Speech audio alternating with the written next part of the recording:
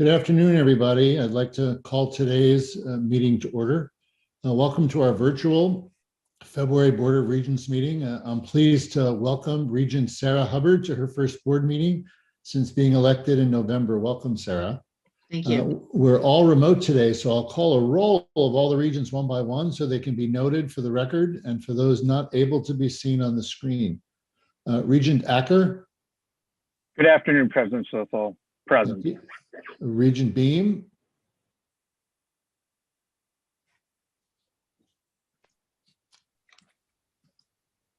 Regent Bernstein. He's trying to log in, so we're in touch with him. Very good. Just please let me know, Sally, when he does arrive. And similarly with Regent Beam, who's been with us much of the day. Regent Brown. Present. Regent Hubbard. Here. Regent Illich. Present. And I believe Regent Weiser and Regent White are unavailable at this time, unless I'm incorrect. Okay, very good. Also joining us, of course, are the university's executive officers. And this includes Vice President for Government Relations, Chris Kolb, who began at U of M last month. Welcome, Vice President Kolb. Late last month, the University of Michigan's Ann Arbor campus was fully and without conditions reaccredited by the Higher Learning Commission for another 10-year period. In my experience, such a clean reaccreditation is rare. It speaks to the quality of our educational institution and the hard work by the team who prepared our self-study and engaged with the visiting committees over the last year.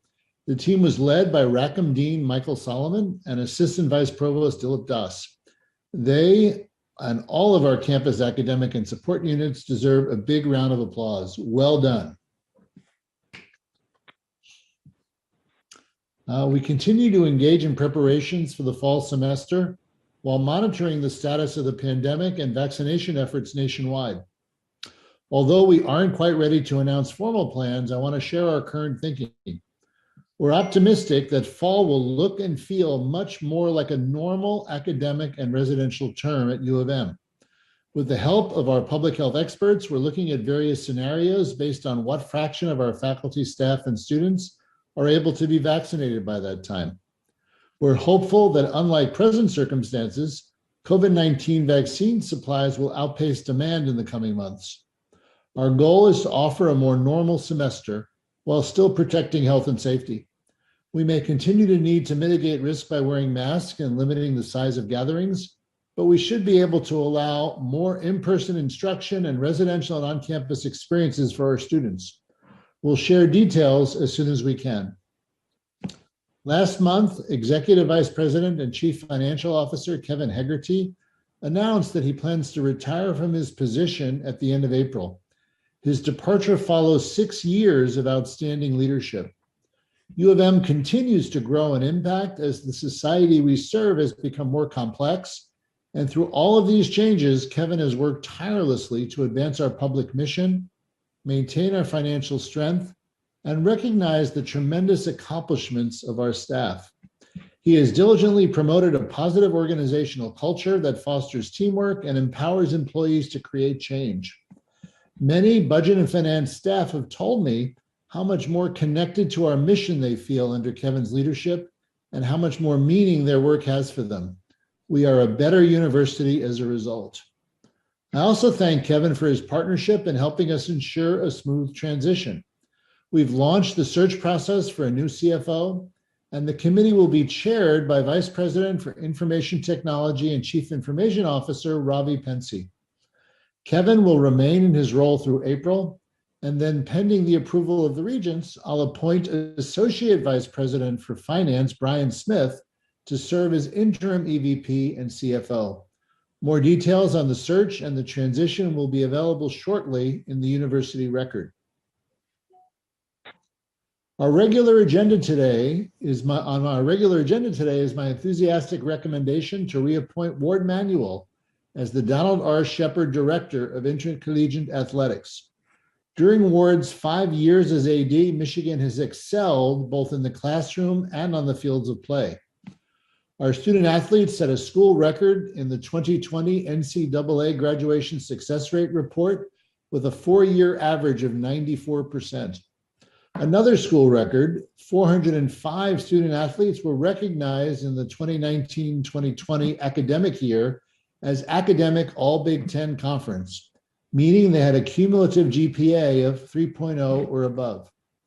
During Ward's tenure, Michigan has won 40 team conference championships, 9 individual NCAA champions, a women's NIT championship in 2017, and 3 national runner-up finishes. Ward is a tremendous advocate for the health, safety, and well-being of our student athletes, along with their intellectual and emotional growth. He's also revamped the athletic department's diversity, equity, and inclusion strategic plan and championed an initiative for justice, unity, and diversity through sport. Throughout the COVID-19 pandemic, he and his department have worked tirelessly to maintain advanced testing and safety protocols for our student athletes and team staff. Thank you, Ward. Today, we're recognizing or recommending 5 faculty members for Thurnow Professorships. Named after Arthur F. Thurnow, a student at the University of Michigan from 1902 to 1904, the professorships recognize faculty for outstanding contributions to undergraduate education. This year's Thurnow honorees are Branko Kirkez, Associate Professor of Civil and Environmental Engineering, Sarah C. Cook, Associate Professor of Mathematics with tenure in the College of Literature, Science, and the Arts, Richard L. Lewis, Professor of Psychology and Professor of Linguistics, Stephen M. Ward, Associate Professor of Afro-American and African Studies and Associate Professor in the Residential College, and Remy M. Yurgo, Associate Professor of English Language and Literature and Associate Professor in the Digital Studies Institute. I want to thank everyone in our community and beyond who's engaged in this year's Reverend Dr. Martin Luther King Jr. Symposium. The pandemic has forced us to change how we connect with the public and with one another in the delivery of our mission. This year's slate of events is helping us to examine issues of peace, justice, equality, and racism in new ways. And I thank all of the organizers who made this year's symposium very special. This includes the new giving initiative we announced last month at the outset of the symposium. Thanks to the inspiring generosity and dedication of the Michigan family, we were proud to launch the Raise, Generations of Black Excellence. The creation of the Raise was led by U of M alumna Brandy Hudson, and it celebrates African American and Black donors looking to make a meaningful impact at our university. Innovation took center stage in a literal sense as well. On January 15th, the University Musical Society streamed a special performance of the James Anthony Tyler play, Some Old Black Man, featuring Charles Robinson and Wendell Pierce, the latter of whom USS hosted in a digital residency. It was spectacular and even more remarkable considering that the production of the play took place during the pandemic.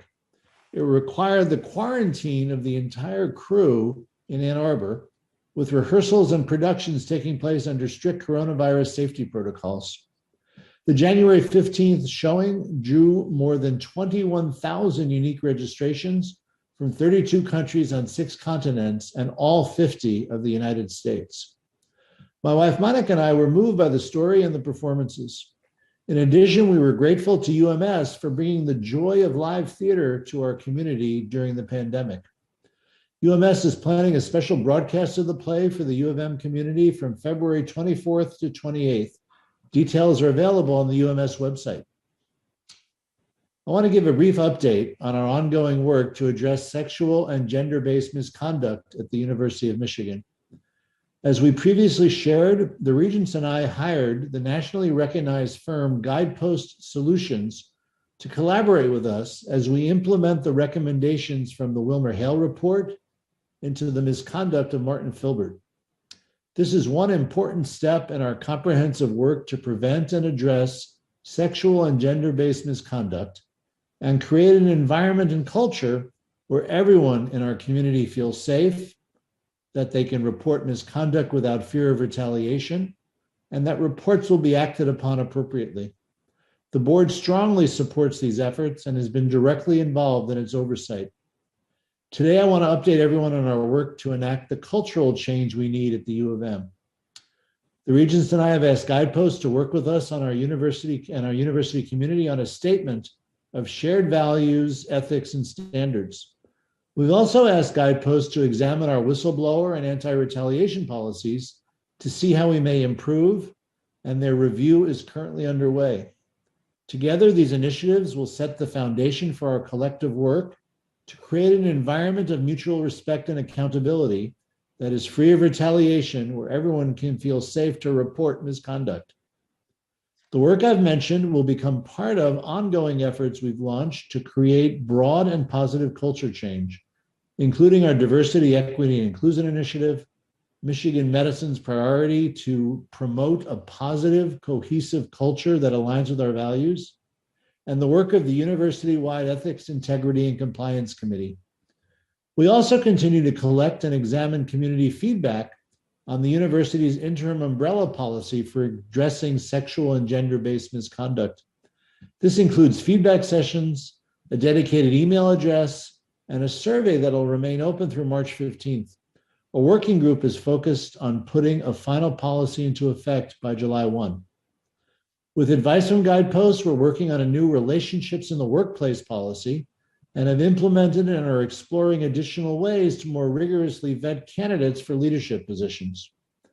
I thank everybody in the community who's engaged in our ongoing work to prevent and better address sexual misconduct. I invite Regent Denise Illich to make a comment on this topic. Thank you, President Schlissel. We're encouraged and challenged by the journey the university and board is on as we are all learning from Guidepost's expertise. We want to thank everyone who spoke up to bring our university to this point, and for all who have participated so far in the community feedback. We also want to acknowledge how difficult it can be to participate in this process and how thankful we are for those who are helping the university learn and grow. There's an enormous amount of work to be done, and we need everyone's voice to make it happen. It will be critical that we remain focused on creating a culture where reports will be heard, where action is taken, and there is no fear of retaliation. In short, a culture where sexual misconduct is not tolerated.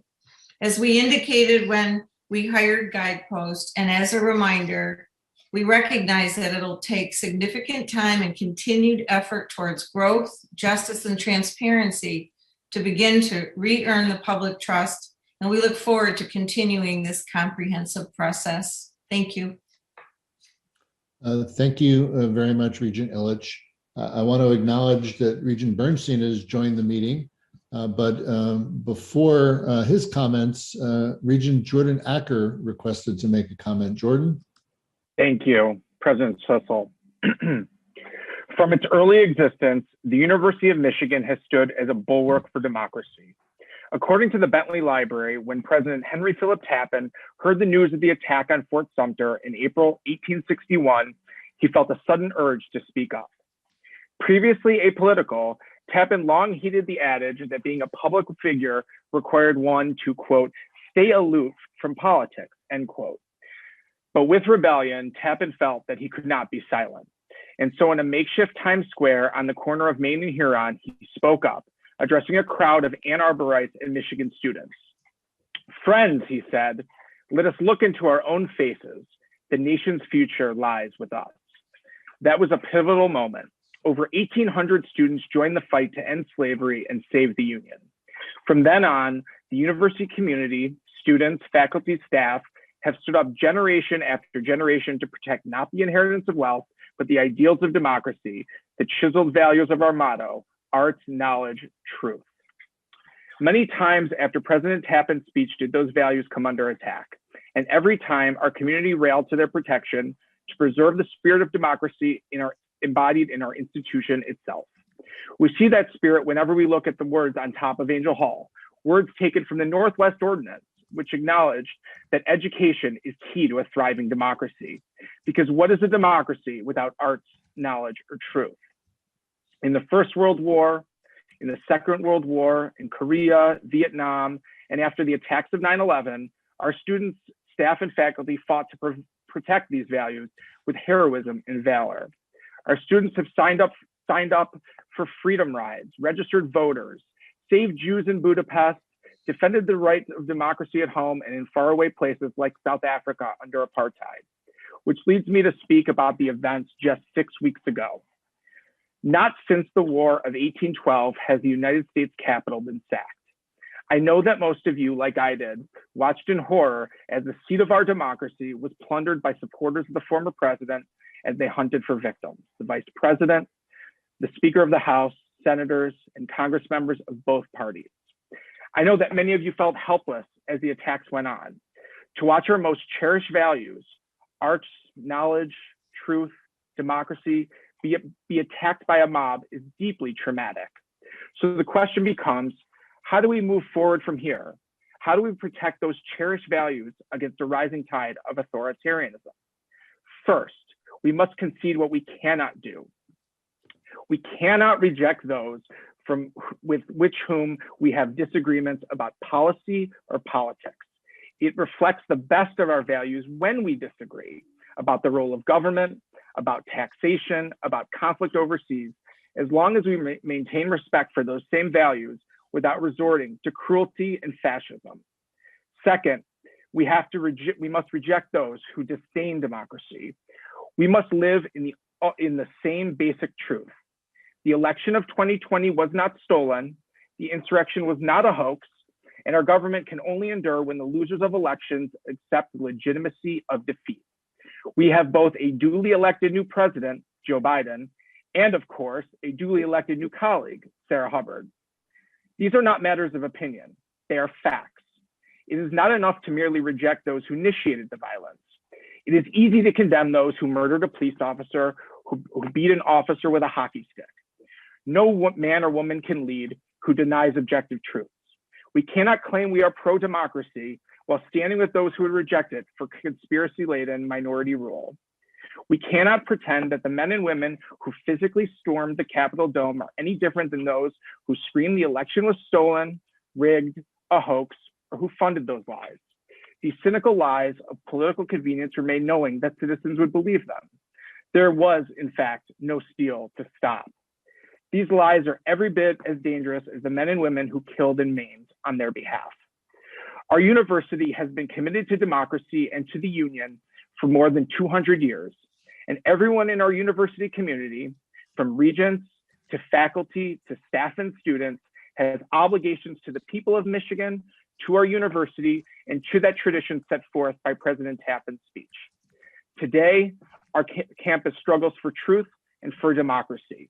Defeating those who reject those values in deeds and in words is a struggle for our time. We need to look in our own faces, know the future of the nation and of this university depends on us to defend our democracy and defend the pursuit of truth. Thank you, President Schlissel. Thank you, Regent Acker. I'd like to invite Regent Bernstein to provide an update on the board's work in developing a new fossil fuels investment policy. Regent Bernstein. Thank you, President Schlissel. As you all know or may know, that last February, which seems like an eternity ago, an announcement was made that the University of Michigan Board of Regents would not bring forward new direct investments in fossil fuel companies while we study the university's investment policy with regard to all fossil fuel investments in a deliberative, thorough, inclusive, and responsible manner. Since then, the board has been analyzing this issue closely, very closely, meeting with representatives from peer universities and experts in sustainable investing, listening and learning from activists and advocates within the U of M community and beyond. Over the past year or so, over the past 3 years, dozens of students, staff, faculty, and community members contributed public comments during Regents meetings related to the climate crisis, U of M's sustainability efforts, and our university's investments. I'll add that, just make a note that these comments were thoughtful, they were passionate, They were important, and they were deeply valued by this board and by the university. Many represented campus groups, including the Climate Action Movement, Climate Blue, Voices for Carbon Neutrality, and faculty advocates for climate teams. While others represented prominent environmental organizations serving our community, including the Michigan League of Conservation Voters, the National Wildlife Federation Great Lakes Region, and the Ecology Center. We deeply thank them for all their advocacy, which has been critical toward our understanding of the importance and urgency of this topic. The climate crisis presents substantial energy transition and climate change related financial risk, and we endeavor to effectively address that risk while continuing to support the university's mission of teaching, research, and service through university investments. We aim to make our investments in a way that contributes to the essential transition to a low carbon economy, and we expect to share concrete next steps at our next board meeting. In the interim, we encourage you to send us additional comments by emailing us collectively at umregents@umich.edu, or of course individually. I'll also note that consideration of our investment policy comes at a time when other very important work is underway. The drafting of and soon final recommendations from the President's Commission on Carbon Neutrality and how to reach carbon neutrality for the University of Michigan. We appreciate the extensive stakeholder engagement that this process has involved and look forward to the work of the PCCN. Thank you. Thank you, Regent Bernstein. Finally, I call upon Regent Hubbard for some remarks. Sarah? Well, thank you. Thank you, President Schlissel, executive officers, deans, and everyone else, my colleagues on the board who've given me such a warm welcome. And I really am enjoying my time so far and looking forward to meeting with and working with and hearing from everyone in the university community. Very much looking forward to that. I just wanted to make a few comments on what I'm hoping to work on, and I'll be brief. I'd like to comment. First of all, of course, the most important thing facing the university is the COVID situation, and how we handle that is going to be meaningful to us all for years to come. I'd just like to say I've heard from a number of parents, families, friends, and relatives, among others, students and others, about the situation both with spring commencement and with fall classes. And I want you to know that I hear you and that I'm hoping to do as much as I can to help advance both of those issues. In particular, I view getting back to school this fall of the highest priority, and we hope to be seeing you on campus soon, but certainly have to do it safely and have to do it in line with any guidelines the state or others are requiring us. But it's certainly a very high priority for myself. Additionally, I'll be keeping an eye on tuition and costs and the budget. As you can imagine, we all understand our fiduciary responsibility on this board. And then of course, balance of speech on campus, on free speech, and making sure all voices are heard is incredibly important to me, and one of the reasons I'm here before you today. So I hope that you all feel free to reach out to me, as many of you already have, and I look forward to hearing from you and working with you and participating with you for many years yet to come. Thank you. Thanks very much, Regent Hubbard, and once again, welcome to the board. I now would like to introduce Vice President for Research, Rebecca Cunningham, who will present U of M's excellence in research. Rebecca.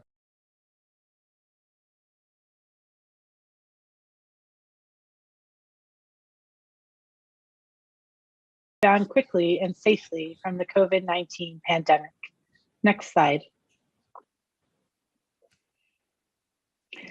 Our Office of Research has been working closely with faculty, staff, and students across our 3 campuses to carry out our 3 missions of research: to catalyze, support, and safeguard research and scholarship activity. Next slide, please. The National Science Foundation has just recently released its Higher Education Research and Development Survey. I'm excited to announce that for the 10th consecutive year, the University of Michigan ranks #1 in research volume across all US public universities. This type of research volume allows our teams to address emerging problems, spur new technologies, and drive the economy. Next slide, please.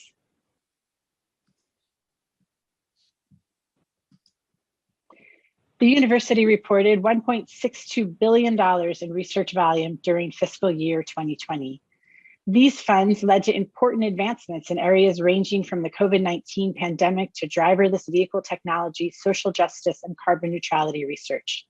I'm quite pleased that we were able to maintain the same total research volume as fiscal 2019, given that COVID-19 prompted our 3 campuses to temporarily have to ramp down all of our non-critical laboratory research for part of the year. Next slide, please. The federal government remains the largest sponsor of U of M research, and during fiscal year 2020, agencies supported 54% of the university's research volume. With over $887 million in federally sponsored research over just the last fiscal year, U of M researchers led projects that span the Great Lakes sustainability, racial health disparities, and the arts and humanities. Next slide, please.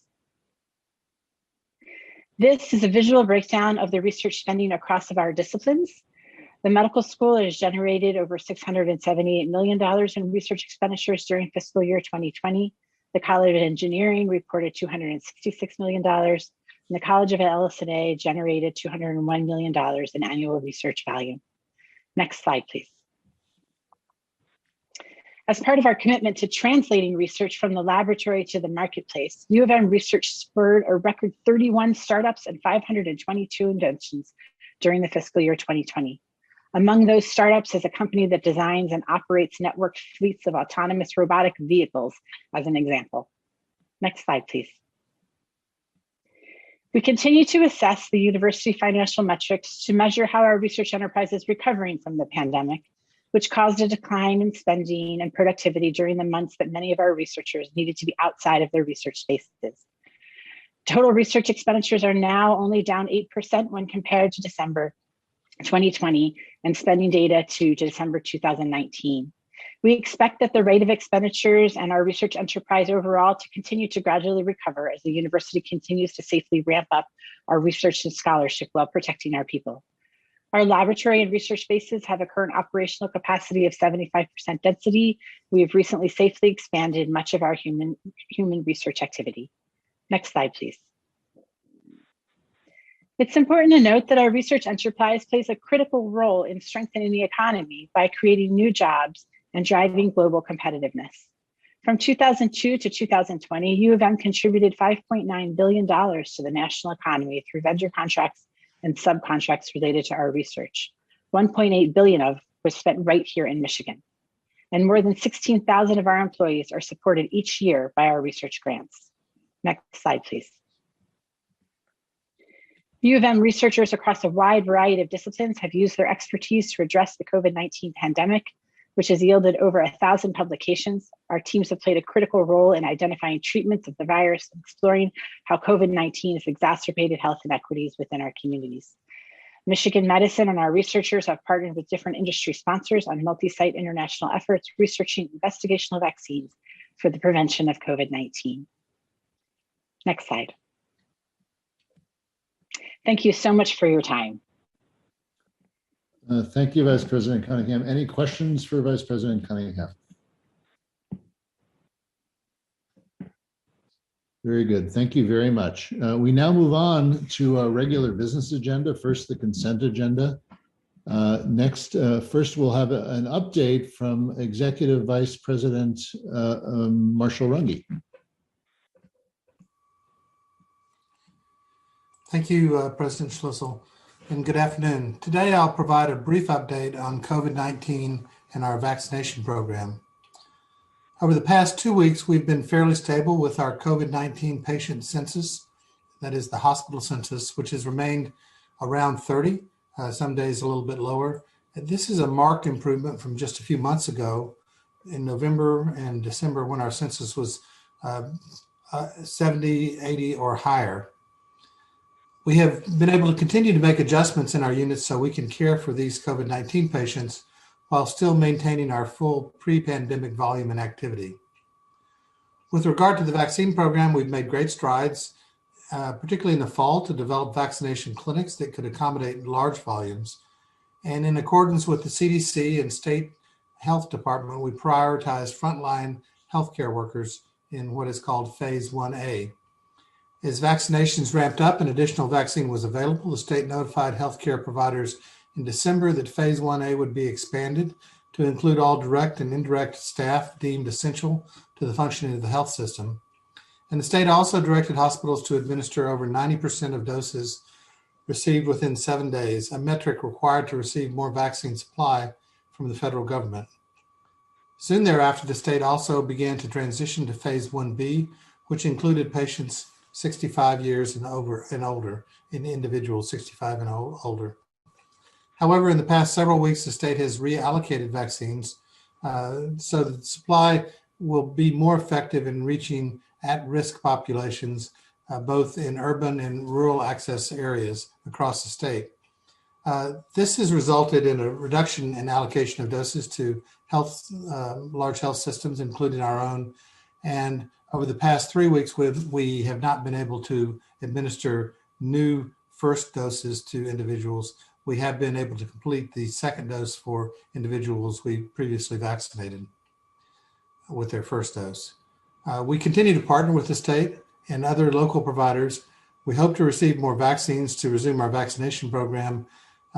And regardless, we will participate in our local areas to try to optimize vaccination. However, this is obviously a great deal of concern from our patients and many of our colleagues at the university who were hopeful to get their vaccination from Michigan Medicine. We have begun to encourage these groups to register with retail pharmacies, the county health department, or wherever they can get vaccinated in the quickest manner, and we continue to do that. We will keep you all informed as the state continues to develop its plans, and as soon as we learn about these plans and how we can participate in and help all Michiganders become vaccinated. Thank you. Thank you, Dr. Runge. Student Life Report, Vice President Harmon. Thank you, President Schlissel, and good evening, everyone. This semester, we focused on supporting students by creating new, safe, and creative opportunities for engagement and community building, which helps to prevent isolation and loneliness. So we've been very focused on that. In addition, as we look toward the fall semester, we're continuously working to find the best case housing situation from a set of planning scenarios, and we remain optimistic that the fall 2021 will be a safe residential fall that is more normal than the current semester. Thank you very much. Thank you, Vice President Harmon. The Dearborn Campus Report, Chancellor Grasso. Thank you, President Schlissel.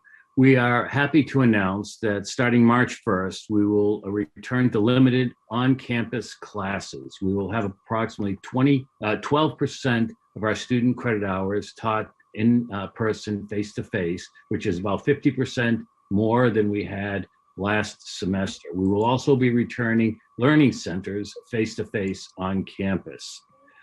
And we will also be offering voluntary testing, COVID testing, to faculty, staff, and students on campus. We had always wanted to return athletics to competition as soon as was feasible in a safe and healthy manner. As part of our due diligence, our athletic director conducted a survey of other athletic directors in our conference and found out that most of them would not guarantee that they would follow our safety protocols. And the athletic department then recommended to us that we should only return to practice on campus, which was a recommendation that we accepted and announced yesterday. Since then, however, there was another meeting of athletic directors today, and new information has come to light. So we are, as soon as possible, going to confer with Dr. Preeti Malani, our Chief Health Officer, and revisit the decision in light of the new information, and more information will be forthcoming.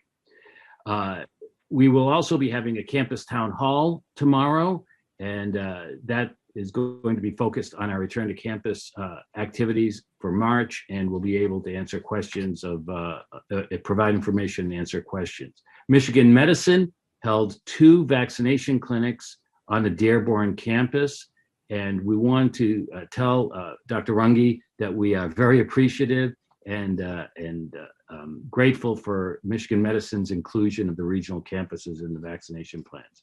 Later in this meeting, the Regents will vote on our new Vice Chancellor for Business Affairs, Brian Dady. He comes to us with 20 years experience and previously served as Associate Vice President and Deputy Chief Financial Officer at Wayne State. And prior to that, he was an auditor who worked for Ernst & Young in the healthcare, nonprofit, and higher education sector. We are all excited to have him as part of our leadership team, even though he is an Ohio State graduate. And I would also like to end by saying that we are very excited that U.S. News and World Report ranked our online MBA program as the best MBA program in the state. And Poets and Quants recently ranked the College of Business undergraduate program among the best in the nation, ahead of schools like Ohio State, Iowa State, and GW. Our College of Engineering, Computer Science, Online Masters in Information Systems and Technology was ranked second best in the state by U.S. News and World Report. And that ends my report. Thank you, and go blue. Thank you, Chancellor Grasso. The Flint campus report from Chancellor Dutta. Thank you, President Schlissel, and good evening, everyone. The winter semester at U of M Flint is going well so far, thanks to the outstanding work of our faculty and staff. The campus is moving forward with new partnerships and collaborations with industry partners. Our nursing faculty and students are helping to vaccinate our citizens locally here, and our campus has offered to help if needed to support a county vaccination site. Thanks to Michigan Medicine and Dr. Runge, we also got two days of vaccination from Michigan Medicine, so we are very appreciative of that. On the first day of this semester, we launched Blue for You, a 3-year financial aid program around recruitment, retention, and graduation using the one-time fund that was made available by President Schlissel. We are very thankful. We have launched a big marketing campaign online across several media outlets across the state, as well as on campus. End of January, on the 28th, we celebrated the completion of the new wing of the Murchie Science Building. Flint Mayor Sheldon Neely, State Senator Jim Ananick, and Regent Michael Beam, they joined us for the ribbon cutting. A total of 61,000 square feet of new space for teaching, learning, and collaboration innovation has come online. The new College of Innovation and Technology will open in fall, and we are in the phase of hiring new faculty members, about 25 new faculty members in the first phase, thanks to the generosity of the Charles Stewart Mott Foundation.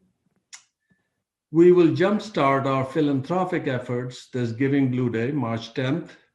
We have set an ambitious goal to raise $1 million. This has never been done in the history of our campus, and we are determined to give it our best shot. And I might report we are doing very well, very well. I am also pleased to support the nomination of 3 faculty members as inaugural Myron and Margaret Weingarten professors at U of M Flint. Erin Cavasil, she's professor of marketing. Then Terrence Horgan, who's professor of psychology, and Amy York, associate professor of physical therapy. This newly established professorship recognizes U of M Flint faculty members who have achieved the highest levels of scholarship, teaching excellence, and social impact. Constance Creech, she's professor of nursing and interim dean. She will retire from active faculty status at the end of this month. She earned her diploma in nursing from Hurley Hospital School of Nursing, her BSN degree from University of Michigan Flint, and her MSN and EDD degrees from Wayne State.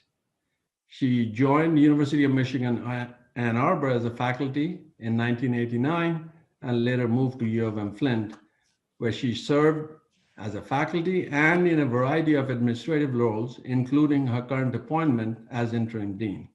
So I'd like to thank Connie for her contributions to U of M Flint as a faculty member, scholar, a leader, and I wish her a very happy retirement. Finally, I want to provide some background on an item that will come up later in the agenda. September 2020, after years of study of both institutional data and national trends, Dean Susan Gano-Phillips of the College of Arts and Sciences, she convened a task force on college restructuring. The task force conducted surveys, held department visits, examined institutional data, analyzed effective college structures outside of U of M Flint, and provided feedback to the dean, who also held town halls to gather additional feedback. The result of all of this is a recommendation for restructuring the college to 6 departments: the Department of Fine and Performing Arts, Department of Language and Communication, the Department of Social Sciences and Humanities, the Department of Behavioral Sciences, Department of Natural Sciences, and Department of Mathematics and Applied Sciences. The provost and I are fully supportive of this recommendation, and I would like to extend my gratitude to Dean Gano-Phillips and the CAS faculty for their combined efforts to bring about this thoughtful evolution of the college. Thank you. Thank you, Chancellor Dutta. I next call upon Central Student Government President Amanda Kaplan.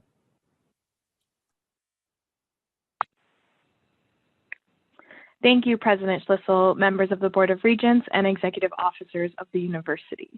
As the second to last speech that Saveri and I have the opportunity to deliver to you all, we wanted to focus on some broad-based advocacy that we hope you all can prioritize this semester and into the future. First, with new reports of sexual misconduct among members of our campus, it is clear that there is a large systemic problem within our community. Our procedures and policies do not currently do enough to thwart sexual misconduct, empower survivors, hold perpetrators of harm accountable, and at the very least, prevent these perpetrators from holding powerful positions within our institution. We appreciate your commitment to take swift and comprehensive action to implement the recommendations from the Wilmer-Hale report, and we ask that you likewise invest in resources to empower survivors, especially survivors of color. Similarly, the university must meaningfully invest in mental health and wellness resources for students and all community members. CSG is currently working with administration to provide CALM, a holistic wellness application, to students this semester in a pilot program. Beyond this, though, we need more CAPS counselors, especially counselors of color, comprehensive cultural humility training for all resource officers, increased mental health resources on North Campus, and a more community-centered approach to mental health support. Attempts to make these large changes have been slow-moving, and students have felt the effects of this. With the PCCN report coming out soon, we also want to affirm the advocacy of students, especially that of Climate Action Michigan, in pushing to adopt climate change policies which are ambitious and impactful. We are optimistic that the university's final plan will incorporate the student feedback, and CSG and other student organizers are always willing to help in advancing these efforts. More generally, Saveri and I want to emphasize the need for a university to increase its community-based approach to decision-making. Our undergraduate and graduate students, professional students, GSIs, lecturers, professors, faculty, staff, RAs, dining workers, our counterparts on Dearborn and Flint, and so many more are impacted by the decisions central administration makes. It is essential that these key stakeholders are included in the policy creation process, proactively sought to engage in relevant issues, repeatedly turned to for feedback, and meaningfully supported by the university. For example, as LEO begins their negotiations, it is important that the university take tangible steps to accept their requests. This includes promoting equitable support by allocating an additional $15 million to Dearborn and Flint to ensure that starting pay on all 3 campuses is equal. This also means affirming the value of lecturers by allowing them to adopt the title teaching professor. And this means giving lecturers, like all key stakeholders, a seat at the table in decisions which affect their work. As always, Saveri and I are happy to meet with anyone to discuss relevant campus issues and amplify student concerns. Thank you. Thank you very much, Amanda. Personnel reports are in the materials, so we'll now move on, and I call for a vote on the consent agenda. Is there a motion? So moved. Is there a second? Or, All those in favor? aye. Aye. Opposed? Thank you. The consent agenda carries. We now move on to the regular agenda. There is an informational item, but first, item number 2, public equity commitment. Vice President Hegarty. Yes, Mr. President, I ask for approval of BLS Capital Global Equity Strategy, which is a public equity manager based in Copenhagen, Denmark. Also approval with an initial allocation of $100 million from the long-term portfolio. BLS invest in the equities of public companies with stable business models and predictable cash flows. Thank you. Is there a motion? So moved. Second? Second. Any discussion? All those in favor? Aye. Opposed? Thank you. The item carries. Item number 3, an alternative assets commitment, Vice President Haggerty. Yes, Mr. President, I ask for approval of a commitment up to $50 million from the long-term portfolio to Kandara Capital 3 Limited. This is a mid-market private equity fund based in Mumbai, India. Thank you. Is there a motion? So moved. Is there a second? Thank you. Any discussion? All those in favor? Aye. Aye. Aye. In opposition? Thank you. The motion carries. Item number 4, again, Vice President Haggerty, another alternative asset commitment. Yes, Mr. President, I ask for approval of a commitment up to $20 million from the long-term portfolio to MDH Fund 2 Limited Partnership, which will invest in warehouse and distribution properties located in the United States. Thank you. Is there a motion? Moved. Support. Thank you. All those in favor? Aye. Aye. Opposed? Thank you. The motion carries. We now move on to the conflicts agenda. Items 5 through 17 and 19 to 21 are conflict of interest items, each of which requires 6 votes for approval. Number 18 is an item for information and requires no vote. The Regents have carefully reviewed all these items and will consider them together as a block in one vote, unless any Regent requests individual consideration of or recusal from voting on a particular item. Does anyone have any questions about a particular item? Would any Regents like to request recusal from voting on any items? I now call for a vote on items 5 through 17 and 19 to 21. Is there a motion to approve? So moved. Is there a second? Second. Second. Thank you. I'm actually going to call the roll to make sure we have the votes for this part of the agenda. I'll call each Regent in turn. Regent Acker. Aye. Regent Beam. Aye. Regent Bernstein. Aye. Regent Brown. Aye. Regent Hubbard. Aye. And Regent Illich. Aye. Thank you. That's 6 votes and the conflicts agenda carries. Several other items, approval of the restructuring of academic departments within the College of Arts and Sciences at the University of Michigan, Flint. Anything further to discuss, Chancellor Dutta? No, President Schlissel. Thank you. May I have a motion, please? So moved. Support. Thank you. All those in favor? Aye. Opposed? Thank you very much. Item number 2, approval to offer a Bachelor of Arts with Music concentration within the School of Music, Theater, and Dance. Provost Collins? Nothing to add. Thank you. A motion, please? So moved. Support. Thank you. All those in favor? Aye. Aye. Thank you. Opposed? Very good. That carries. And then finally, a Regents meeting schedule for 2022-2023. Vice President Churchill, anything to say? That's our normal schedule, and I have nothing to add. It'll make sure we keep meeting for the next few years. Mark, I'd like to add one comment on this item, just that we are reviewing for the next year or two to go to different locations around the state of Michigan. And so while we vote on this and it's identified as Flint and Dearborn, we will be going other places as well across the state. Thank you. Other comments on the meeting schedule? May I have a motion? So moved. Support. Okay, I heard a motion and a second. All those in favor? Aye. Aye. Very good. Opposed? Thank you. I'll now turn things over to Vice President Churchill to moderate our public comments section. Vice President Churchill. Thank you. Our speakers are all here and they're in the queue. And they all know that they have up to 3 minutes to address the board. And then we'll ask you to wrap it up if you're not done before that. I'm going to start then with our first speaker, who is Adrian Stone. Thank you. Good evening. My name is Adrian Stone, and I'm a first-year undergraduate student at the University of Michigan, studying at the College of Engineering on the Ann Arbor campus, and a proud Michigan resident.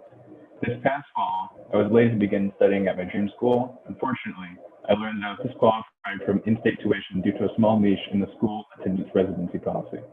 I was born in Michigan and spent kindergarten through 7th grade attending Cranbrook Schools, a Michigan accredited K-12 school.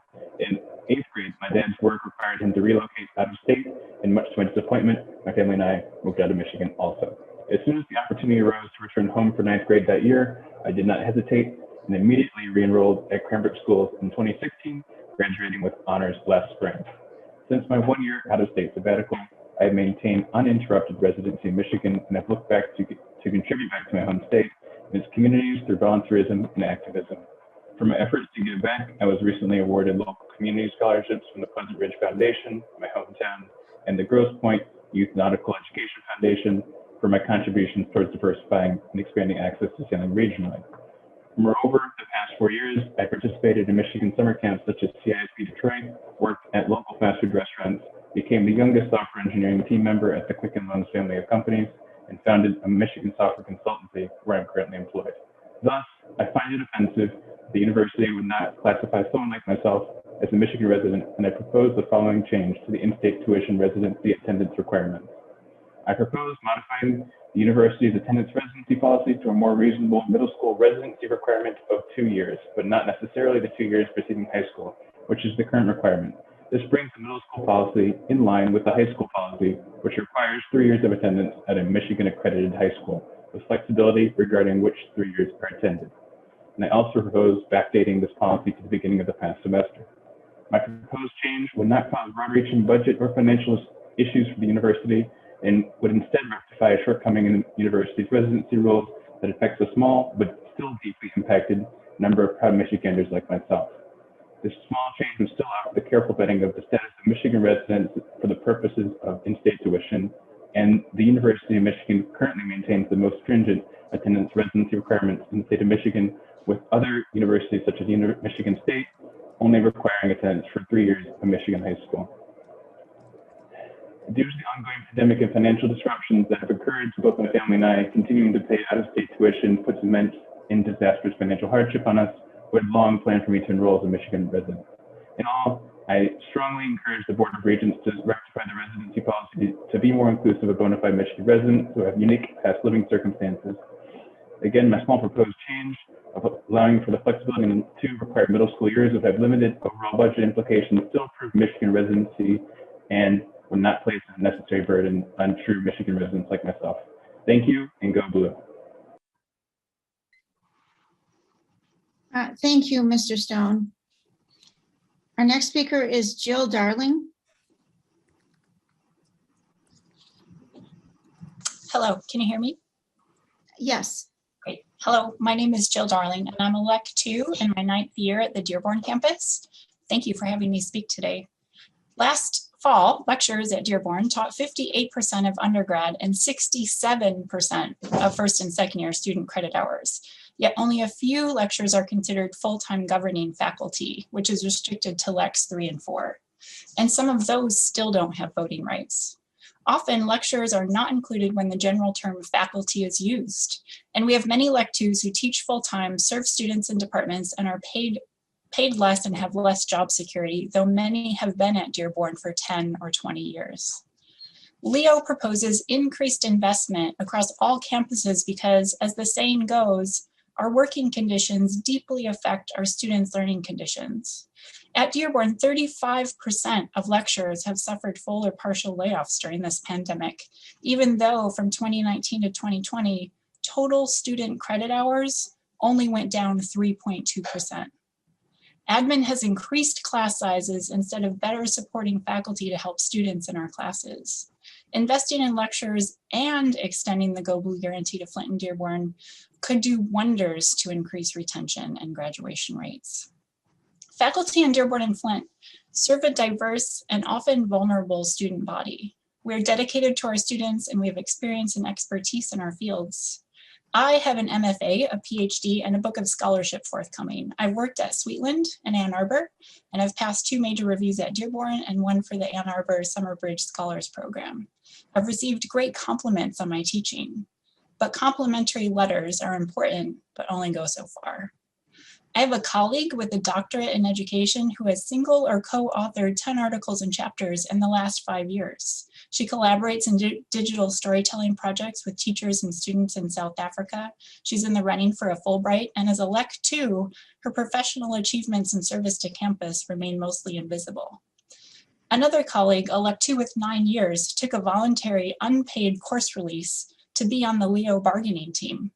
But his class caps increased from 30 to 35 students. Teaching 3 sections, he's likely bringing in about $140,000 after his bargain basement pay per class. If he were a LEC 4, a job for which he's extremely qualified, he may not have had to choose between pay and bargaining. Our work is so important to our student success, and we really are not asking for much in return. is the highest ranked public university in the country, according to the Wall Street Journal, and one of the wealthiest. So let's go big. Let's invest in all of our students and all of our faculty across all of our campuses. Thank you. Thank you. We now have Ashley Casper. Good afternoon, everyone. My name is Ashley Casper, and I am the new Student Government President at the University of Michigan Dearborn. Thank you for having me today and giving me the opportunity to speak to you. I am here today on behalf of the Dearborn student body in partnership with One University and Leo, and I am asking for your support of the urgent academic needs for the Dearborn campus. I understand deeply that in this moment, amid the COVID-19 crisis, that enrollment and retention may suffer, and students in the state of Michigan will be in even greater need of financial stability and support now and in the fall of this year, in order to receive the education that they deserve. This is why now, more than ever, investment in the Dearborn and Flint campuses must be made. This is not an issue that can be set aside for later discussion because it is intimately tied with the situation at hand, and it is the responsibility of one of the wealthiest public institutions in the nation to support its mission of serving the residents of the state of Michigan. Students are the heart and the soul of this academic institution, and supporting them through funding to allow them to have the same opportunities as those on the Ann Arbor campus is vital to the continued success of this school. The support of $30 million in sustainable funds to Dearborn and Flint will help in achievement of these implementations of the Go Blue Guarantee and other initiatives highlighted in Leo's platform. These funds will also contribute to the success of students through the support of their lecturers. As a student in my senior year at Dearborn, I have experienced over the past 4 years an increase in classes getting cut, class sizes increasing, and the damage it has done on student learning.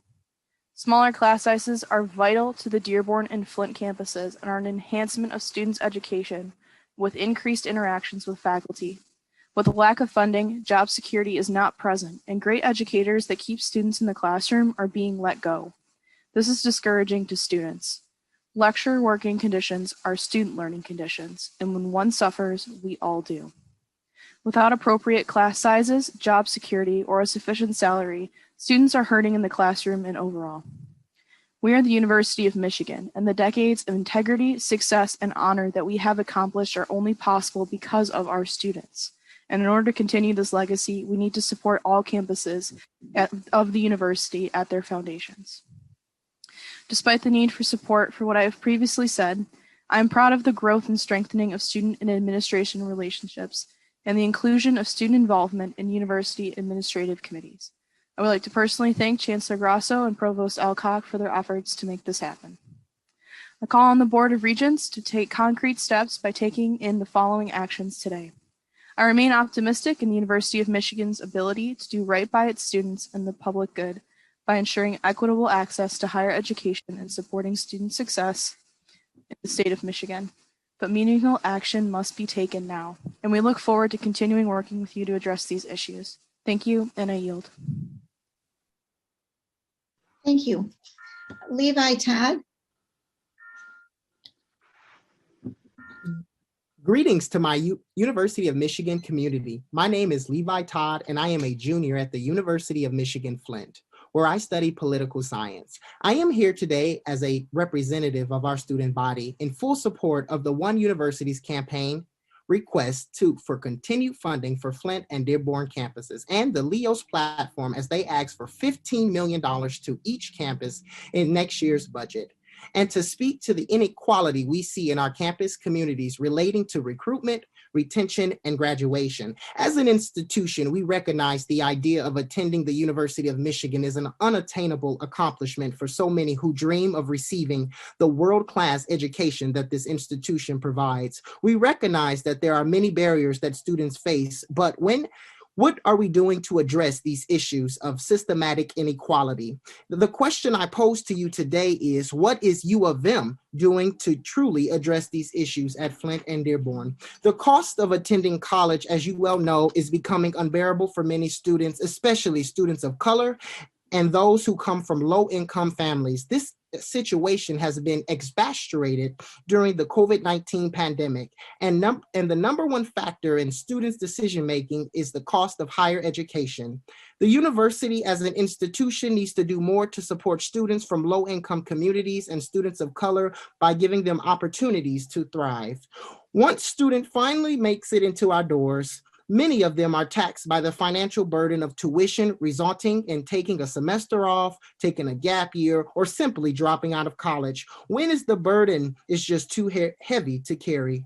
What are we doing as an institution to make their lives easier? What is the university doing to address the lack of representation in our faculty, administrative staff, and lack of representation in our student population? I am here today to tell you representation matters, and we have lack of initiatives and programs to see the success of our most vulnerable students. Despite being a part of an incredibly wealthy institution, where is the equity? Graduation is the goal of every student that walks through our doors, no matter the campus they attend. But many students who walk through our doors leave empty-handed with no degree. I am looking for us to change this, especially after having the privilege to serve on Chancellor Duda's Retention, Recruitment, and Graduation Task Force, which President Schlissel allocated $20 million to the Flint and Dearborn campuses. After years of activism, I saw the community's pleas for a Go Blue guarantee and the forms of any form of financial support. It is well known that the social climate of Michigan is the pulse of the nation. Furthermore, we know that the history of the city of Flint is a representation of the inequity in the United States. Let the University of Michigan Flint be a leader in equitable solutions by investing in it. Let the University of Michigan as an institution serve as the national model on how to bring upon equitable approaches to recruitment, retention, and graduation. My parents enshrined in me not to look at the ground when I walked, but to always look up. President Schlissel, your initial investment into our campus was a great start, but our campus needs a little bit more than a one-time investment. I truly believe the University of Michigan is one of the greatest institutions in the world, and the possibilities of this university is truly limitless. Our mission here is to serve the people of Michigan, apply academic values, and developing leaders and citizens who will challenge the present and enrich the future. I am challenging you all to make a clear commitment for investments in Flint, Dearborn, so that we can have programs like the Go Blue Guarantee and support students, giving them a chance to thrive. Thank you, God bless, and always Go Blue. Thank you very much. Our next speaker is Logan Smith. Hello, good afternoon. My name is Logan, and I'm a University of Michigan Ann Arbor undergraduate student, and I'm a part of the One University Coalition. I was born and raised in Detroit, and I've been really lucky to attend this university and to have received a generous amount of financial aid thanks to the Go Blue Guarantee. Up until college, my whole life had been characterized by worrying about money, worrying about whether the lights would stay on at my house, whether the water would stay on. But when I came to college, I was able to fully focus on the intellectual and social pursuits that I really care about. But students at Dearborn and Flint, students who come from very similar backgrounds to me that look just like the people I grew up with, don't have the same peace of mind that I have, because in spite of their greater financial need, they're getting fewer resources than us at Ann Arbor. So I want to first say that the $20 million transfer of funds to Dearborn and Flint is a good start, but it needs to be annual. And second, I want to say that we feel at the One University Coalition that there's a lack of transparency and a lack of interest in input from students and faculty in a lot of the decisions that the university administration makes. And it's very concerning to us. And it's very concerning to students in general. And this lack of transparency, it's not good for students, it's not good for faculty, and it's not good for the university as an institution. Because when people don't have information about how an institution is operating, people have a tendency to assume the worst, even when it's not justified. An institution that has the kind of tremendous power that U of M has over lives and communities should be responsive to the needs of those people and those communities. We at the One University Coalition think that it's about time that administration starts to be more open and start to accept more input from students, from faculty, and from community members. Additionally, I want to voice my support for Leo's bargaining for better conditions, salaries, and more funding for the Dearborn and Flint campuses, as a couple of the speakers before me have emphasized. Their demands are incredibly reasonable and should absolutely be met. Thank you very much. Thank you, Mr. Smith. Okay, our next speaker is Nora Kronitsky. Good afternoon. My name is Dr. Nora Kronitsky, and I am an alumna of this university, a lecturer in the residential college, the interim director of the Prison Creative Arts Project, a faculty director of the Carceral State Project, and a proud member of the Lecturer Employees Organization. I join you this afternoon to speak in enthusiastic support of my union and our contract campaign, and to raise serious concerns about a recent administration proposal. I was dismayed when Leo received a proposal that would subject lecturers to SPG 60138, required disclosure of felony charges and/or felony convictions. This policy is at odds with Leo's core values of inclusion and anti-racism, and contravenes our duty to protect the best interests of our members. SPG 60138 perpetuates and magnifies the racist, classist, and misogynistic harms of the carceral system.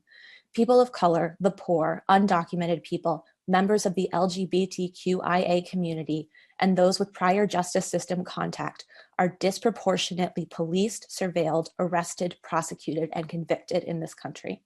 It is these inequitable processes, not the alleged danger of the perpetrator or the specific nature of the alleged crime or the alleged risk to the community, that shape the difference between a felony and a misdemeanor charge, between a conviction or a diversion, between being arrested or insulated from the consequences of identical actions.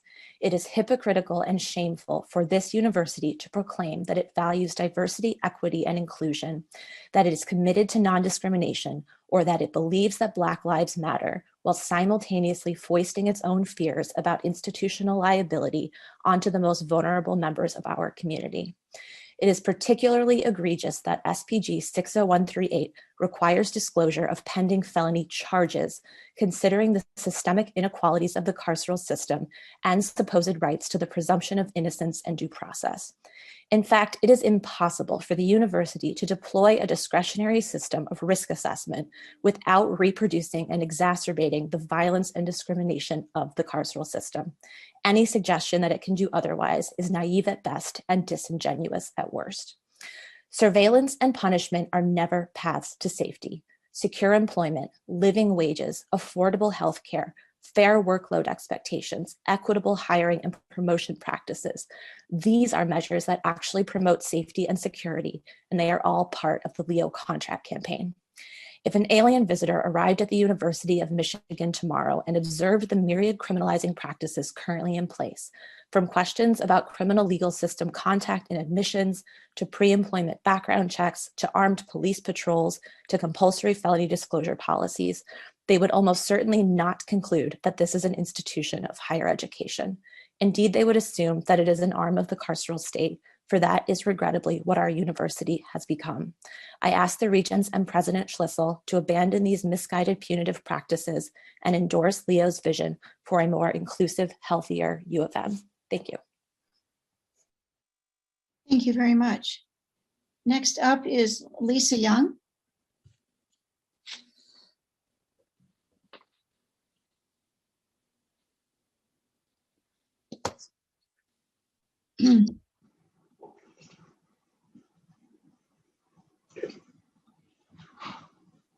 Is Lisa on? I know there was an issue at first that she didn't sign in, but I thought she had.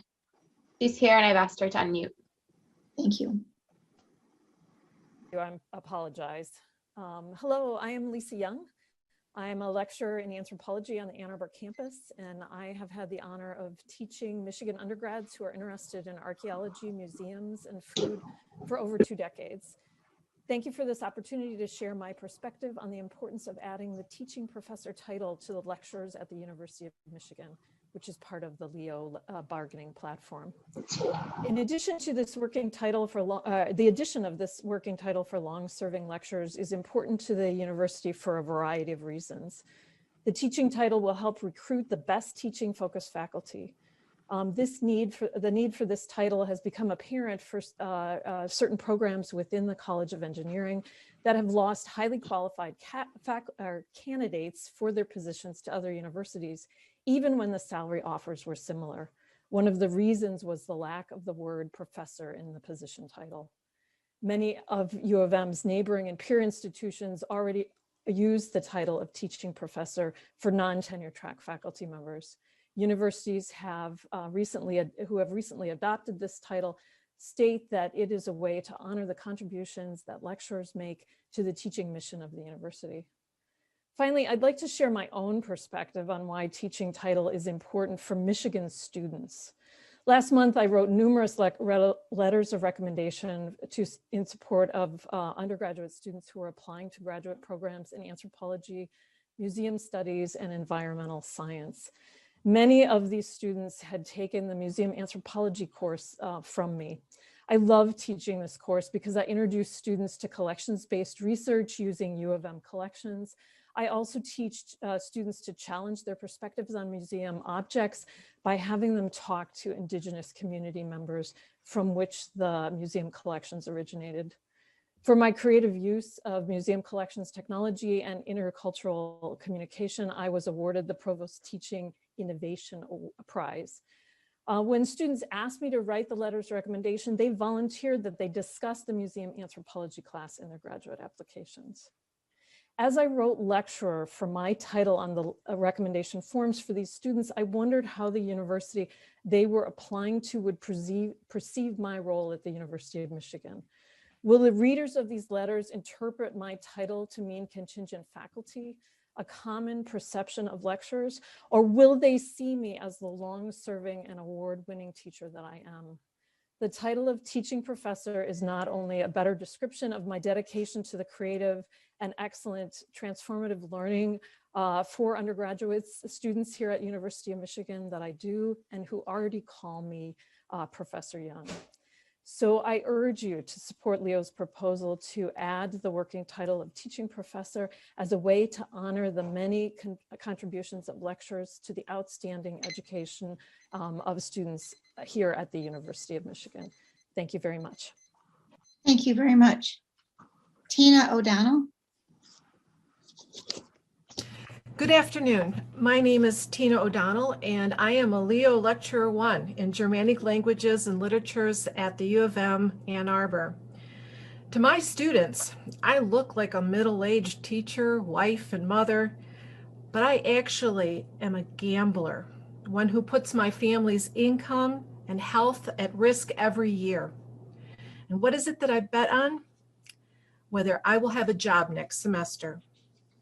As a lecturer, especially in Flint and Dearborn, it's always a gamble, and a career shouldn't feel like this. Leo wants to change this in our next contract. We're asking you to support our proposals for improved job security, pay parity, and stronger investment in Flint and Dearborn. When I was hired for a lecturer position on the Dearborn campus, I finally felt like I had found a stable home, a position in a great department with wonderful people, better pay, and most amazing of all, health benefits. But I was sad to find that my betting days were not over. As each academic year ended, I was left with uncertainty as to whether I had a position at all in the fall, whether I would have income and health insurance for myself and my family. In late August last year, I learned that there would be no position for me in Dearborn. Fortunately, a colleague alerted me to an opening in Ann Arbor. This opportunity to move among campuses should be more readily available for other lecturers facing layoff. Lecturers from Dearborn and Flint campuses provide the same high-quality instruction as those in Ann Arbor. They should receive the same pay for doing so and be able to teach classes on the other campuses. The lack of job security and fair compensation impacts more than just individual lecturers. The university loses experienced, talented, and inspiring instructors due to the uncertainty of this gamble every year. Cutting faculty to save money hurts students and costs the university in the longer run because it does not factor in the costs of losing experienced people and then later rebuilding from scratch. If a course absolutely can't be run, the U of M should keep lecturers employed with benefits by offering them hiring priority for employment opportunities in similar departments on other campuses. I urge you to support Leo's contract proposals that will turn being a lecturer at the U of M from a gamble to a sure bet. By strengthening job security, paying all of our lecturers a dignified salary, and committing to a sustained investment of $15 million per campus to Flint and Dearborn, you can be part of making a better U of M for everyone. Thank you. Thank you. We now have Jill Hazen. Hi, I'm Jill Hassan, physician assistant at Michigan Medicine since 1990. I'm the current president of UPAM, United Physician Assistants of Michigan Medicine. My purpose today is to present a bargaining update. When the first COVID surge hit, this was during UPAM organizing. We were not yet recognized as a union.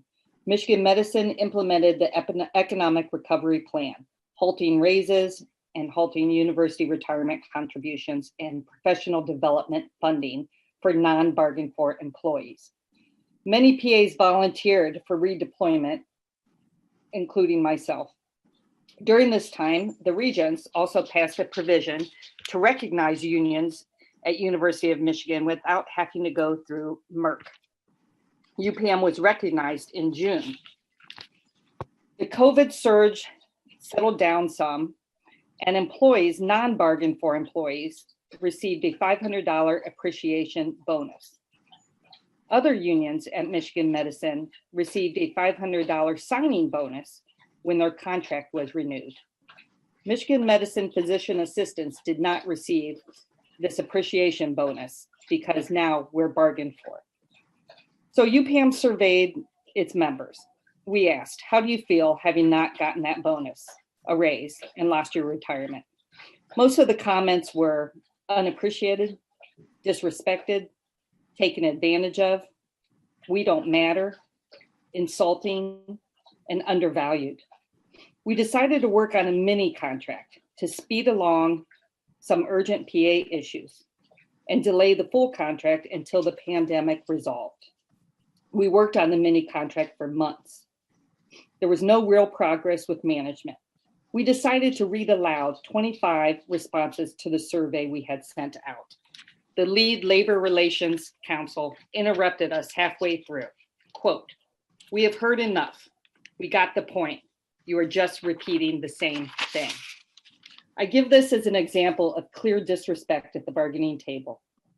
We did finish reading the 25 examples. At this time, we presented our entire mini contract to management. They declined the mini contract in favor of bargaining the full contract. This was done in a sidebar, not at the bargaining table. We then presented 3 MOUs. in the hope of demonstrating collaboration with management and our bargaining team. Management refused all three, again in a sidebar, not face-to-face at the bargaining table. So here we are, nearly 6 months of bargaining, and we have nothing to show for our efforts. And PAs still feel disrespected, unappreciated, and undervalued. This is certainly not demonstrative of collaborative efforts envisioned by you, the Regents, President Schlissel, and you, Pam. I want to thank you for the opportunity to provide this bargaining update today. Okay, next up is Madeline Skeen. Hello, my name is Madeline Skeen. I'm a softball player at Dearborn, and I will be going into my senior year next fall with only 1 season of softball under my belt. I am very happy to hear that the decision to cancel another spring season is back under review. I have prepared a speech that reflects myself and the athletic department's stance based off the decision as it still stands. I ask that you take all of this into consideration during your further review, Chancellor Grasso. I think the leaders of this university have failed to understand the ramifications and the negative impact their decisions have made on their student athletes. As a second-year captain, I took the role of leadership to collect data from the athletes who attend this school. Out of 74 student athletes polled, 93% of students are at this school and continue to stay at this school for sports only. 82% of students said their quality of online education is close to horrible or flat out absolutely horrible. 96% of students said their mental and physical health has plummeted over the past year without sports. We were told our health is the biggest concern, but what about our mental health? 65% regret coming to this school based off of these decisions, and 82 have looked into transferring. The other day, my parents received a letter in the mail asking for donations. How can they even think about donating money when the decisions that are being made are dramatically impacting the very reason I came to the University of Michigan Dearborn?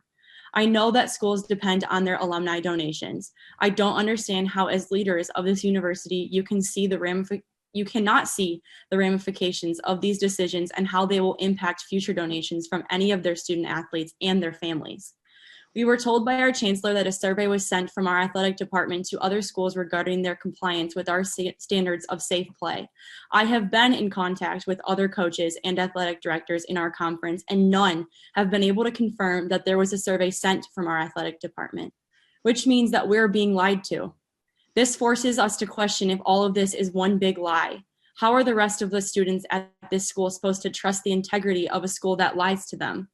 Other schools in our conference have confirmed with us that they said they were willing to do whatever they needed to in order to play us based off of our safety expectations.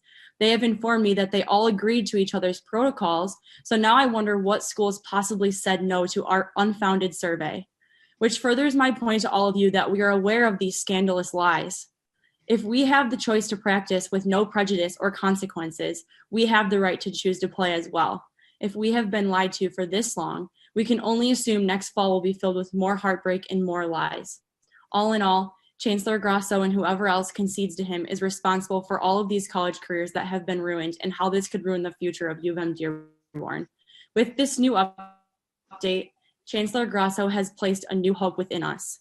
We hope and pray the upcoming decision allows us to prove just how passionate we are about our sports by working hard for our school and succeeding on the field. We ask for you to show us what great leaders do. Thank you. Thank you. Douglas Skeen.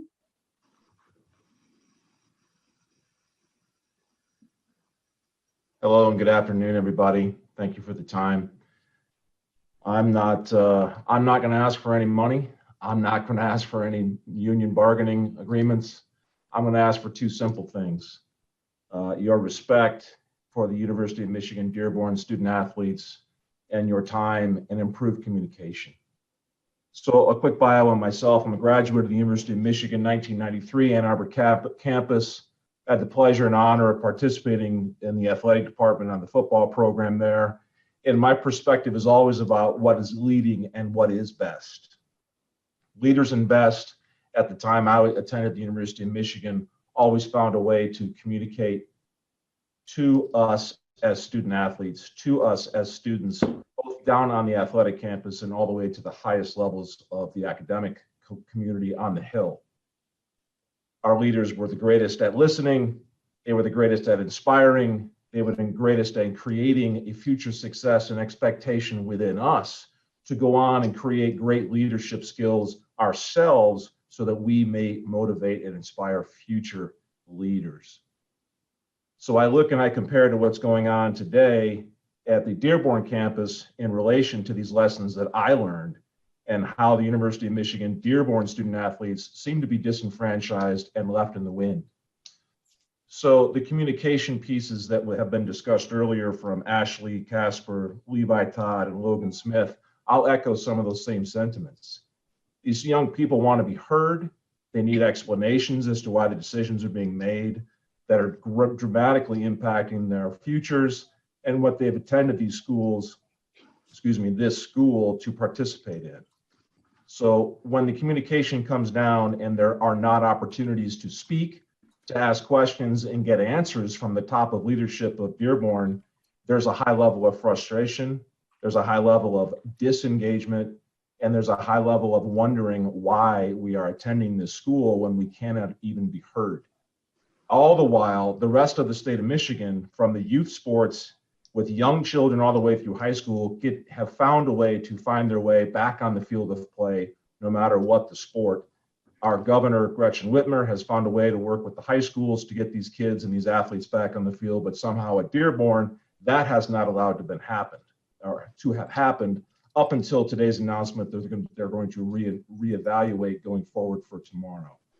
So my challenge is simple, and my request is even simpler. Chancellor Grasso, please improve the communication with these young men and women. They deserve their respect. They deserve explanations. They deserve what is written on the University of Michigan Dearborn mission statement, which include terms of creating leadership, finding creative solutions to today's challenges, empowering learning and a growth mindset, personal growth and transformation, caring, inclusiveness, welcoming, flexibility, diversity, and inclusion, all these things that we all want for these young men and women, they desperately want from you as the leader of this campus. So I urge you, sir, to please improve the communication with these young folks so they have a better understanding of why the decisions are being made that are impacting their dramatic efforts and their want and desire to love this university as much as I do and you all do as well. I thank you for the time and I do appreciate your respect. Okay. Our next speaker is Linda Caruso.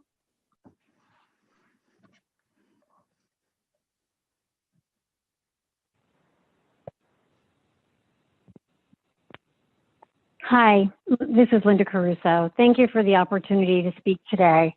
And I want to particularly thank Regent Hubbard, who has immediately shown her concern for our students.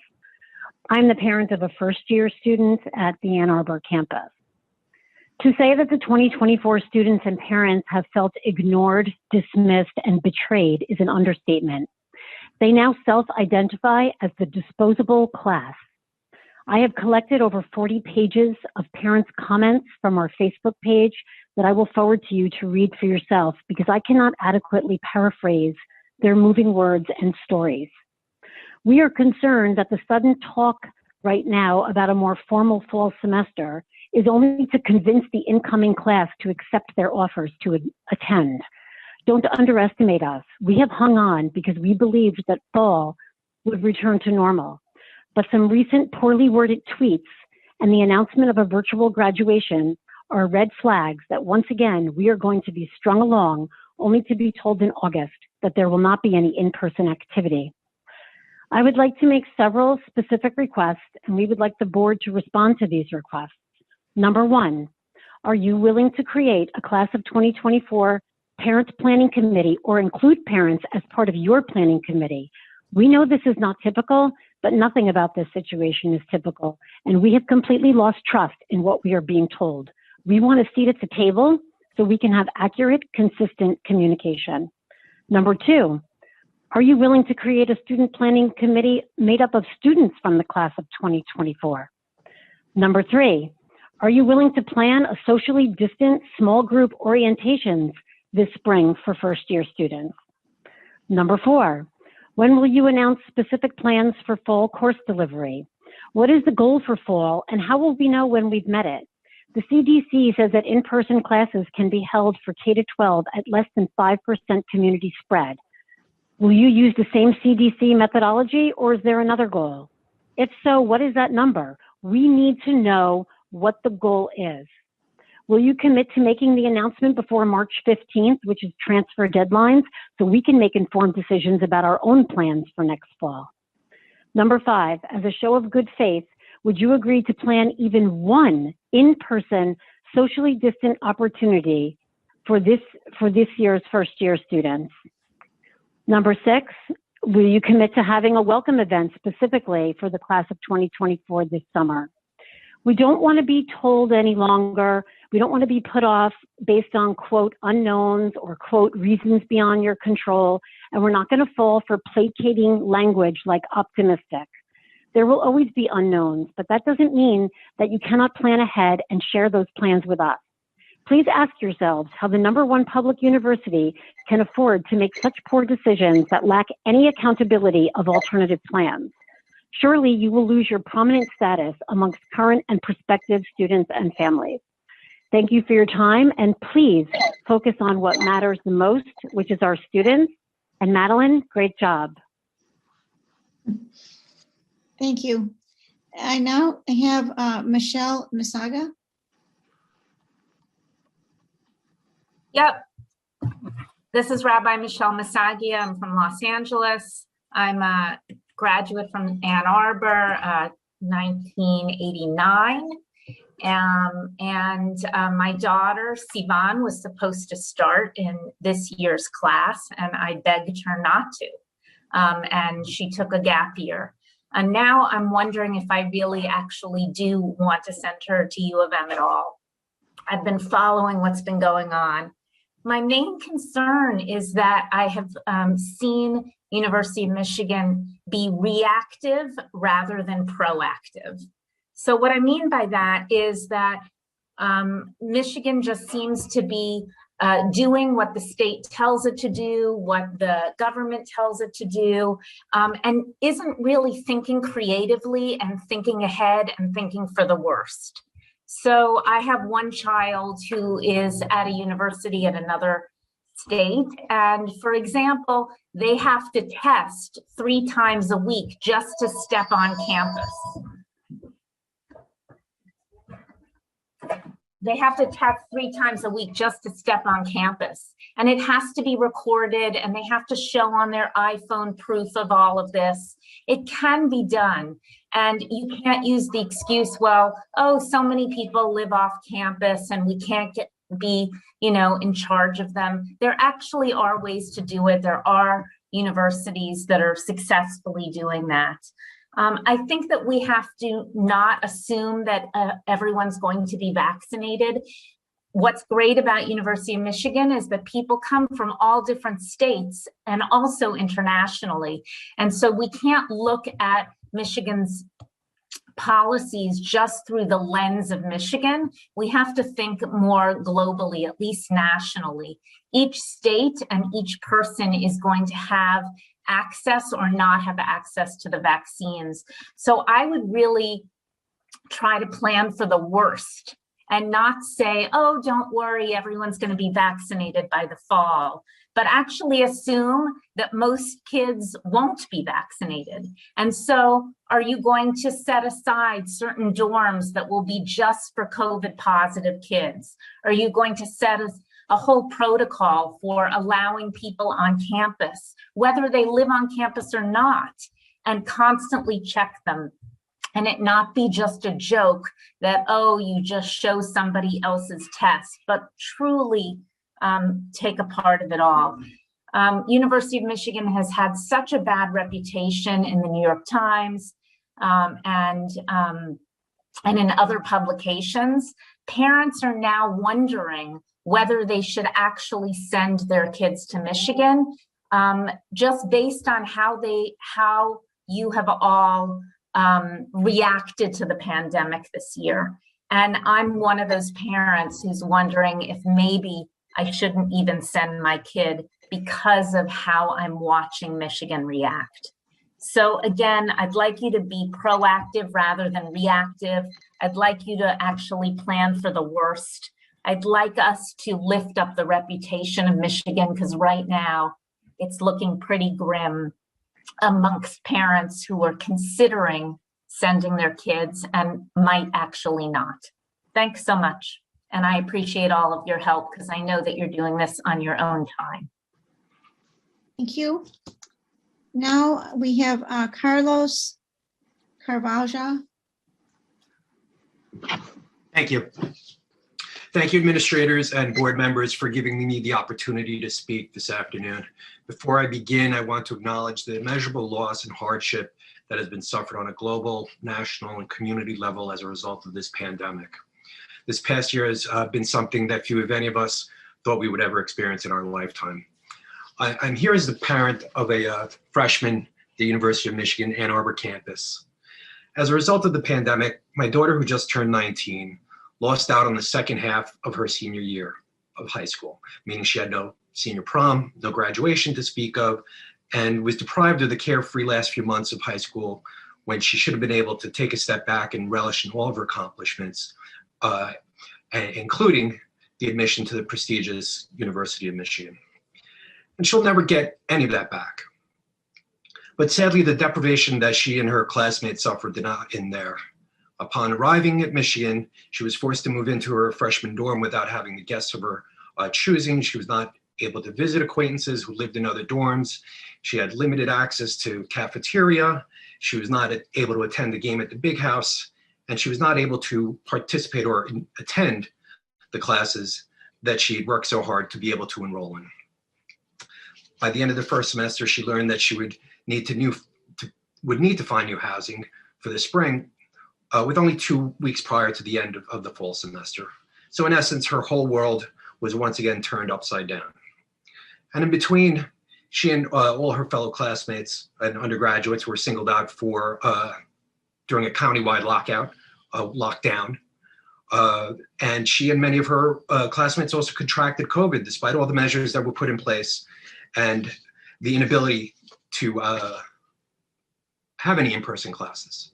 So, and besides contracting COVID, she subsequently came down with mono, strep, and pneumonia, which seemingly were the result of her compromised immune system following the COVID. So, to say the least, it was a very trying last year for my daughter, as many of the other students who were experiencing college for the first time. And I understand and accept the necessity for some of the measures that were taken. I'm not here to quibble with how any of them were implemented, but I do believe that mistakes were made and things could have been done differently. I am here, however, to state my belief that it is incumbent on all school administrators and board members to make in-person instruction for the fall semester an option for all who desire it. And I do not say this lightly. My mother-in-law and sister-in-law are both teachers, and my wife is an adjunct professor in New York City. I understand it's complicated, and I know there will be pushback. However, I'm also the father of another daughter who is a junior at a highly regarded high school on Long Island, who tells me how much her learning has declined since her schooling has been online half the time. As preeminent educators, you know there is no substitute for in-person education. Other schools are planning for it. The University of Michigan must make in-person learning the single most important goal as it relates to the handling of the pandemic moving forward. This is now especially true given the fact that the latest guidance from the CDC says it can be done. Contingency plans can be put in place if it's not possible, as was done this current year. But all indications are that we should be able to do it safely. It will not be easy, and I understand it will be a burden on all of you, but the university must strive for the excellence that it preaches and settle for no less. As leaders and victors, we must best the challenge that lays before us. Our students and our children deserve it. Thank you for your time. Thank you. Yeah, we are over, so thank you. That is, we have one more speaker, Craig Gainey.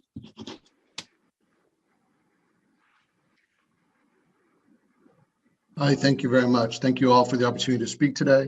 I greatly appreciate Regent Hubbard's immediate interest in our students since her appointment to the board. I also want to thank Jordan Acker for his recent interest in hearing feedback from the class of 24 on Facebook. In reading the variety of comments, it was really disappointing, if not disrespectful, how many parents have reached out to the president's office with letters or emails and received no replies until the past few weeks. Let's hope this new interest and engagement with the class of 24 remains robust and constructive as we all seek to achieve the same goals, which is to make sure is delivering on its mission to develop, quote, future leaders and citizens who will challenge the present and enrich the future. The only way this can occur is for a full return to in-person classes and activities. This enables the students to engage with their classmates, teachers, teachers' assistants, campuses, clubs, activities, and develop their leadership skills. My recommendations, requests to you in summary are as follows. In-person classes in the fall of 2021. Mandatory testing. My son is a junior at the Boston University, and they have mandatory testing and are doing in-person classes, as is Northeastern University and Boston College. Freshman orientation. You need to engage this class. It cannot be the forgotten class. And then also for the seniors, rethink graduation. They earned this. They've spent 4 years of their hard-earned parents' dollars to attend the prestigious university. There is a way to do it. Northeastern's doing it. Can do it. In-person classes for the fall must occur. This isn't even negotiable in my opinion. It is the only option for to maintain its reputation as a premier educational institution, but also become a school for others to emulate during these times. There's no other option for fall of 21. The leadership team can't string parents and students along on this decision, and we need to know so that we can make our own personal decisions with regards to whether our students continue at or seek other options that have become available to them. As my student and students broadly have experienced, the quality of the education provided through online classes is subpar at best. As an example, my daughter had a class that consisted of pre-recorded lessons. It is disgraceful and, to be honest with you, disrespectful to the students and the families that a teacher can't take the time to teach a live Zoom class. My daughter also, as her teachers tell students to search for answers on YouTube versus taking the time to answer whatever question was asked. Really? Is this Khan Academy? The past year has been difficult for the students, and the only connection to a teacher and classmate is through Zoom. A teacher will not contract COVID via live Zoom lesson. I did not pay full out-of-state tuition for a University of Phoenix experience for my child. I'm also appalled that teachers feel it's okay to teach via a pre-recorded lesson. Online is an isolating experience for these students and is creating significant anxiety and mental health. These students need social interaction, whatever form they can get. To give you a real life example, my daughter has experienced in this way: 3 buildings, her dorm, the Union, and South Dining during her time. She saw more buildings during her tour. A nursing student, she has never even stepped in the nursing building or met a professor in person across her entire time. All 10 of her classes have been online. This has to change for the fall. 2, needs to do something to engage this class, and I won't repeat what Linda said, but you need to do something, and I recommend a fall orientation to teach them the traditions, the fight song, all the things that are so important about And please let me go over, I hear the bell. And I want to be clear, I think has failed in its view of this situation, from the dorm fiasco in the fall, to the lack of mandatory testing, to teachers doing pre-recorded lessons, all after raising tuition. I want the community to learn from their decisions, not repeat them. If this was a stock, which I do for a living, this would be at an all-time low. This means there's only upside. It has to have the opportunity to learn, adapt, create, and innovate as we go forward. There's only upside. And remember, exists for its students. That is its goal. We are the clients. The goal is for the to become the standard for other universities. We are well over the time now, and I'm trying to be fair to all. I appreciate that. Anyway, all right, well. Anyways, if you want to wrap it up, that's fine, but thank you. I'll stop. You heard it from Linda, you've heard from other freshman parents, and again, thank you to Jordan and Sarah Hubbard for engaging. It's greatly appreciated. Don't stop, and thanks. Thank you very much. President Schlissel, I'd like to thank all the parents and others that have spoken out about the disappointment in the nature of their students' experience this year and their concerns about next year. I hear this, I feel really quite terrible, particularly the story about a high school student that lost the end of high school and all those wonderful things we remember, and then a very atypical freshman year in college.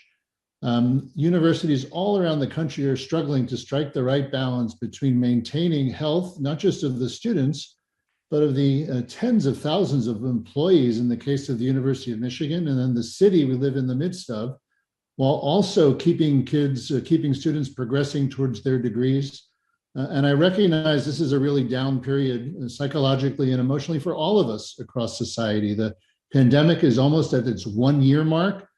I ask you to think about the 490,000 dead people in the United States from this disease. That's quite unprecedented. It's more than the wars we participate in or the victimization we've suffered in other ways. So this is a very serious thing. And what we're attempting to do is to keep students progressing to their degrees, and we've actually done that. We've provided financial aid for people whose family circumstances have changed to keep them in school. Our classrooms, the in-person instruction that exists, there is not transmission of disease in our classrooms.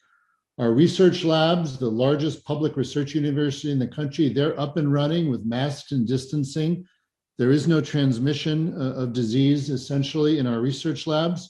Michigan Medicine stopped everything it was doing and cared for COVID patients for months, and then now has been able to reactivate its full service of healthcare while keeping all of its employees safe and taking care of literally hundreds of thousands of patients across this period of time.